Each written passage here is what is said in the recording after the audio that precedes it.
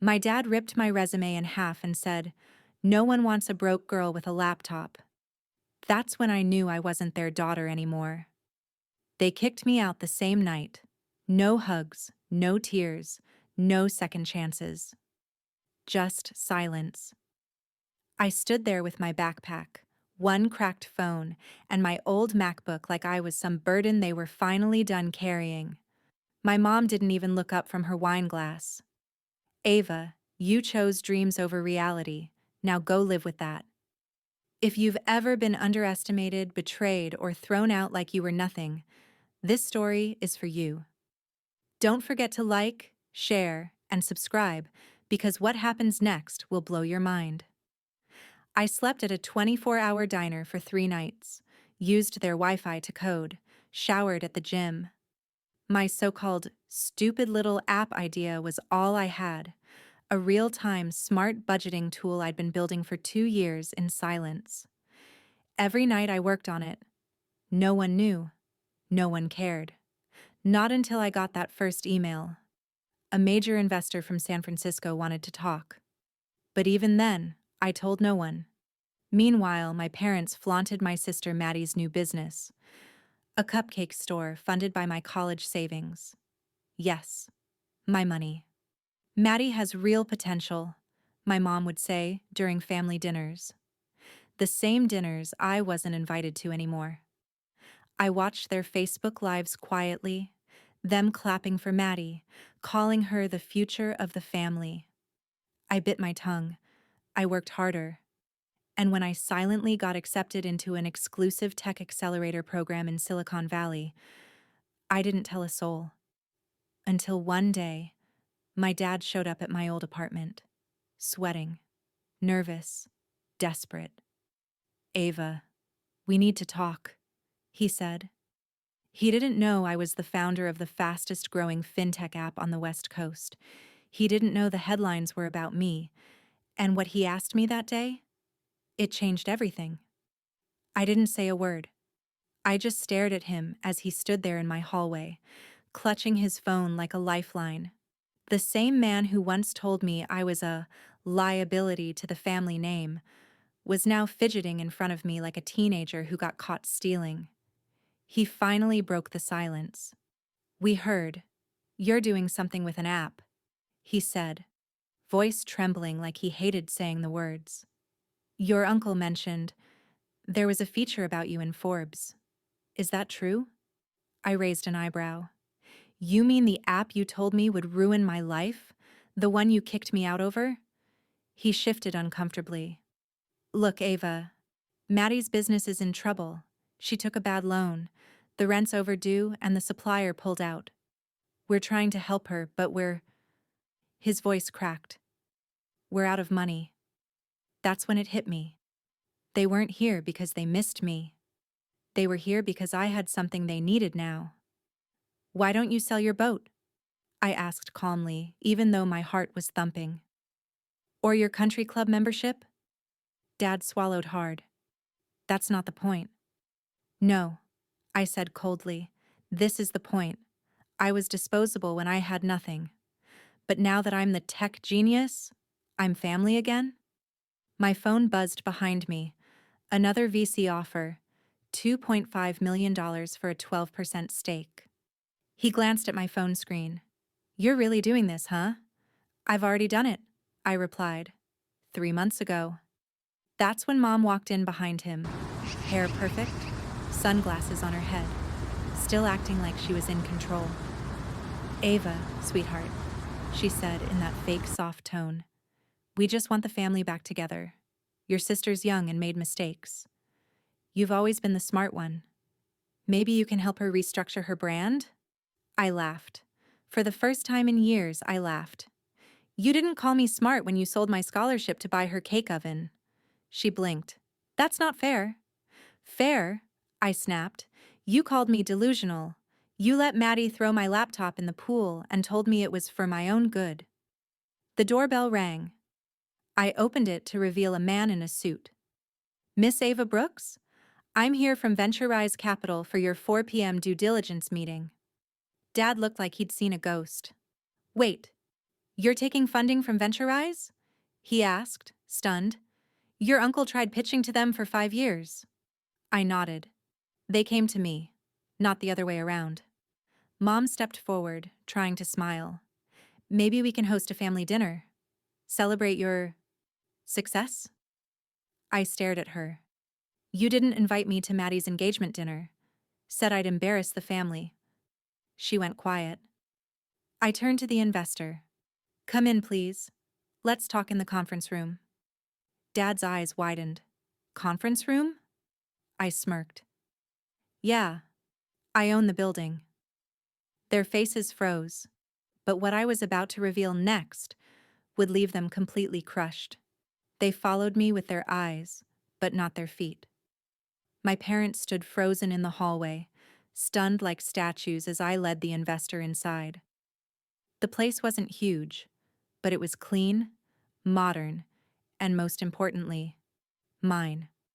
Glass partitions, branded walls, a startup headquarters built from scratch by the daughter they once called a failure. As I shut the door behind me, I could feel their silence pressing against the glass. I didn't rush the meeting.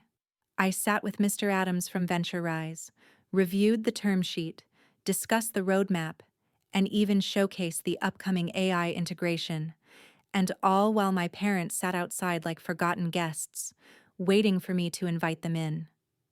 By the time I came back out, the smirks were gone. You own this? Dad asked again, like he still couldn't digest it. I do, I replied, calm as ever.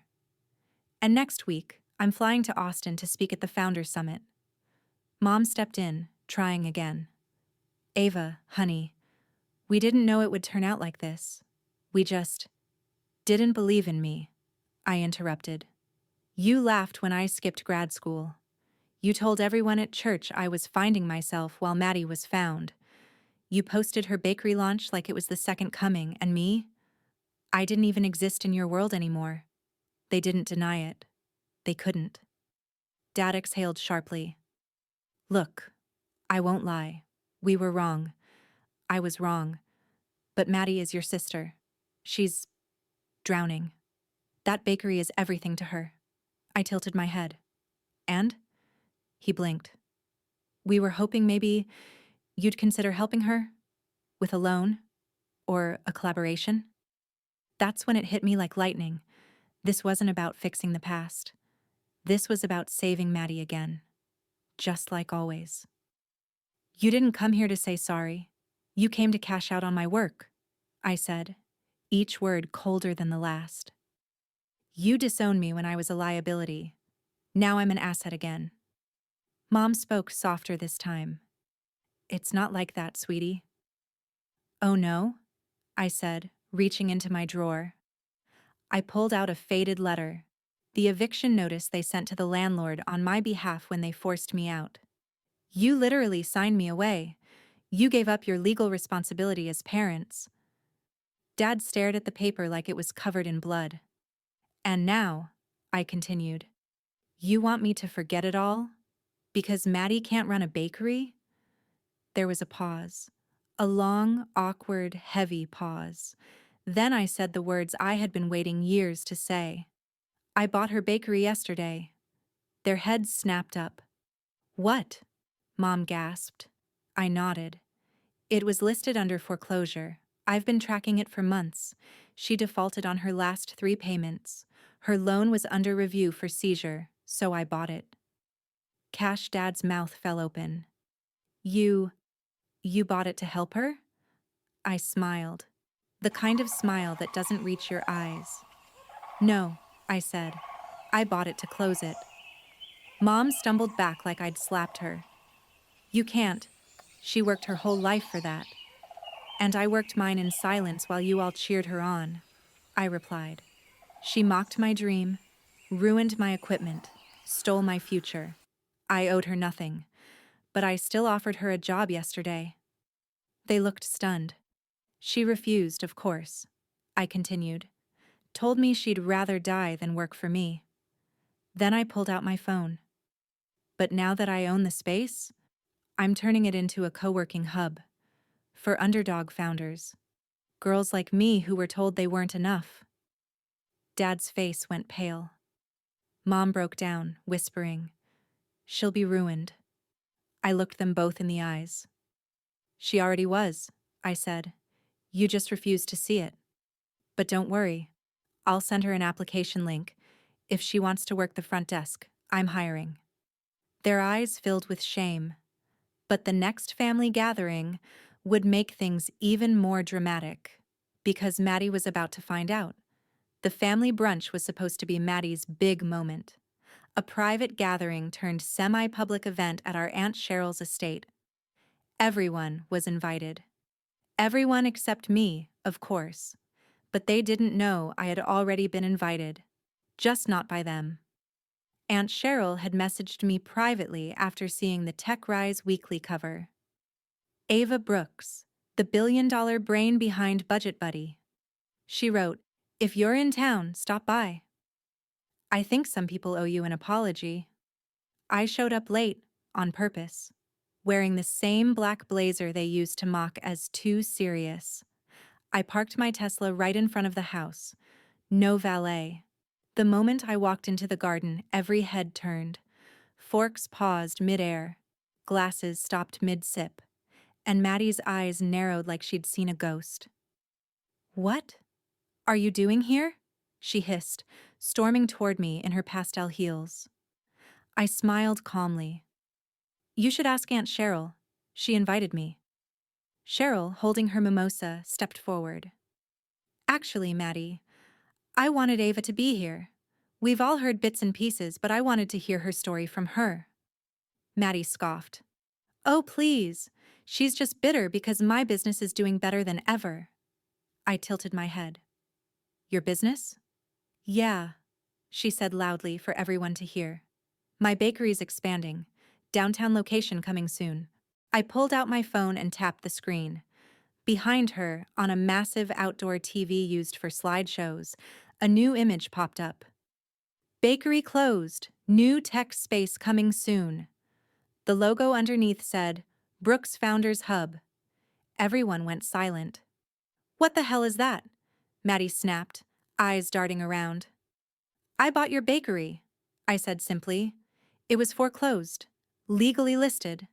I made an offer. It was accepted. Effective last night." She froze. "You're lying." Uncle Mike cleared his throat. "Actually, I saw the public record this morning. The property title changed hands." Gasps echoed around the patio. "You've ruined me," she growled. "You've been waiting your whole life to do this." "No," I replied, looking her dead in the eyes. "I waited my whole life for you to treat me like a sister. But all you ever did was push me down to make yourself look taller." Dad stood from his chair, voice shaky. "Ava, enough." I turned to him. "Enough was 3 years ago, when you told me I was dead weight and watched me walk into the night with no home." Mom reached out to grab my hand, but I stepped back. "You don't get to hug me now," I said. "You get to watch." Maddie's fiancé awkwardly excused himself and disappeared into the house. A few cousins clapped. Someone whispered, "She's a boss." I didn't care about the audience. I cared that they finally saw the truth. And just when Maddie looked like she might scream, I delivered the final blow. "You have a chance," I said. "There's a desk open at the hub. It pays well. And if you're humble enough, I'll train you." "You want me to work for you?" She spat. "No," I said softly, leaning in so only she could hear. "I want you to know how it feels to start from nothing, like I did." She stormed off, heels stomping, mascara running. Everyone watched in silence, but I didn't follow her, because what came next was even bigger than revenge. It was redemption. 3 weeks later, the old bakery sign came down. In its place, sleek silver letters spelled out, "The Brooks Founders Hub." The walls were repainted, the ovens removed.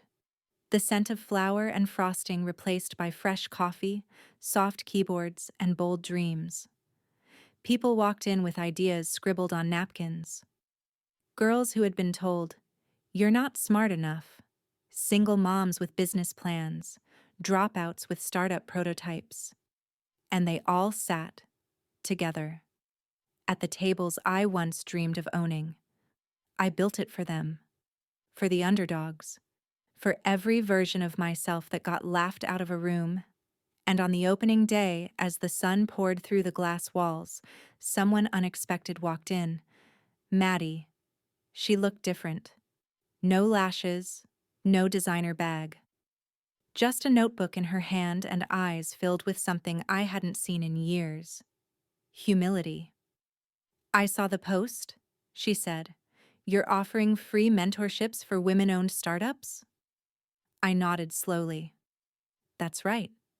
She took a breath. "I don't want to work the front desk. I want to build something.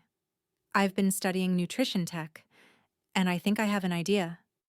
For a moment, I didn't know what to say. This wasn't the Maddie who threw my laptop into a pool or laughed when I cried on the stairs. This was someone broken, but maybe for the better. "I'll send you the incubator application," I said. "You'll go through it like everyone else. No shortcuts." She nodded. "I wouldn't want one." As she walked to a seat in the back, I turned toward the crowd gathering near the sign-in station. Some recognized me, others didn't. It didn't matter anymore. Because this wasn't about proving anything to anyone now. It was about building something that lasted. Later that afternoon, my dad showed up. Not dressed in his usual golf shirt, but in a plain button-down. He handed me an envelope. "What's this?" I asked. He sighed. "It's a letter of apology. I wrote it 3 times, throughout the first 2. This one felt honest. I didn't open it right away. I don't expect anything," he added quickly. "I just wanted you to know that. I see it now. Everything you went through. Everything we didn't see." I nodded, silent. As he turned to leave, I called out, "Dad?" He looked back. "I don't need your apology to move forward, but I appreciate it." He smiled faintly. "You're something else, Ava." "No," I replied with a small smirk. "I'm everything you said I'd never be." He chuckled softly and walked away.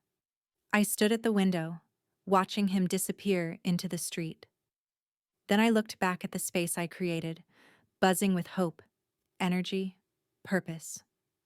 They disowned me when I was building in silence. Now they couldn't go a day without seeing my name on every billboard in town. Because I wasn't just back. I was the blueprint.